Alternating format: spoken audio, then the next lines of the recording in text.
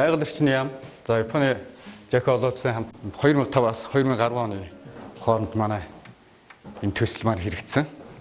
Тэгээ нэг 5 жилийн хугацаатай хэрэгжээд 2009 онд энэ төв маань байгуулагдаж ашиглалтанд орсон юм учиртай. За энэ төв маань гол нь одоо энэ усны шугуудын амьдрах эко юг орчинг одоо хамгаалах юм олон улсын 10 сарын гэрээг конвенц гэж байдаг. За энэ дагуу манай Монгол урны 11 нуур багтж байгаа. Тэрний нэг нь бол энэ манай Өвгөн нуур. Өвгөн нуурын одоо энэ орчинд байдаг амьтад байж гэн, шууд нь байж гэн. Нууранд одоо амьдарч байгаа энэ үржиж байгаа загас. Нийт нэг 14 төрөл зүйлийн одоо загас байдаг.